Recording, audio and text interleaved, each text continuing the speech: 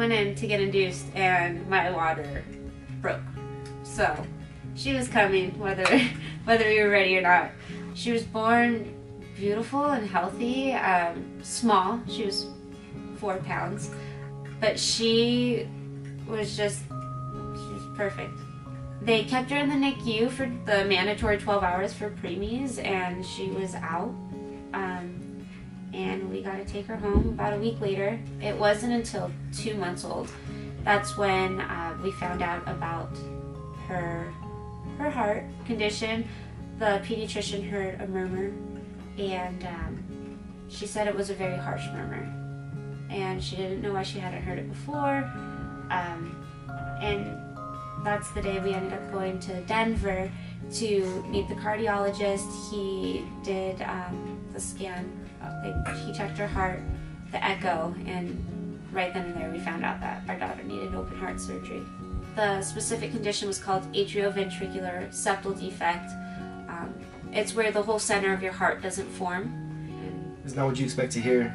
Like, after you go through this miracle of having this little baby and told that she was fine, to know that she needs open heart surgery, it was a lot. It was a lot to take in. Like, every time she has surgery, everything sets back with her. Her learning digresses, the speech goes back, motor functions go back, so she's in therapy on therapy on therapy for everything she's going through. And then she starts having these little odds and end things, like she would stop playing and she would just stand there and stare off. My wife, like, those are seizures, those are seizures, those are seizures. We finally went back to the neurologist and they confirmed that she has multiple seizures. The day that where I really started pushing it again was she was sitting on top of me. I was laying in bed and she was sitting on top of me and her eyes rolled back and she just kind of collapsed over. The pediatrician put in for an EEG and we went in and it came back with focal seizures and generalized seizures. Scarlett also just got diagnosed with asthma and has an inhaler that she has to use twice a day. And she also has horrible vision. Her vision's, she wears thick lenses. They say it's an unusual prescription for someone her age. And she also has an eye surgery coming up. So the reason for this whole thing is we're gonna get a service dog for our daughter. Since she was born, we co-sleep. This is our little girl, and this is like what she does. But after the surgeries, I can't pry her out of her arms. And ever since we found out about the seizures, we can't leave her to sleep by herself, because what if she has a seizure? We have to be there for her. So if we were able to get her a service dog, when we get her a service dog, she can be in her room, and then if something happens, we'll be notified and we can help her. This way she can start to be independent, which she's never going to leave our side. But the fact that she could sleep by herself and if anything happens, we can help her, it just gives her that step of independence. Because she's our special little girl. From the day she's born till the day she walks out of our house and calls us every other week. Like, she's our special little girl.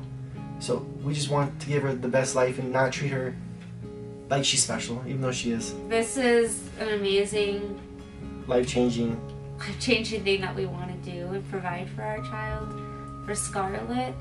And it's just, you know, for these amazing things, it's not a cheap price, and for the type of training that this dog needs to take care of Scarlett sufficiently and make sure that she is safe and to do its job right, it takes a lot of training. It takes months and months and months of training.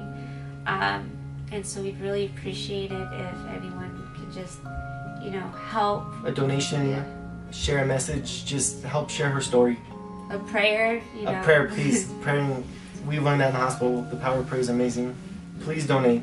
Anything you can. Every little bit helps. And she's the most perfect little girl. Like, everybody says that, but she is literally the most perfect little girl. She has an attitude, but it's from her mom. Other than that, she's perfect.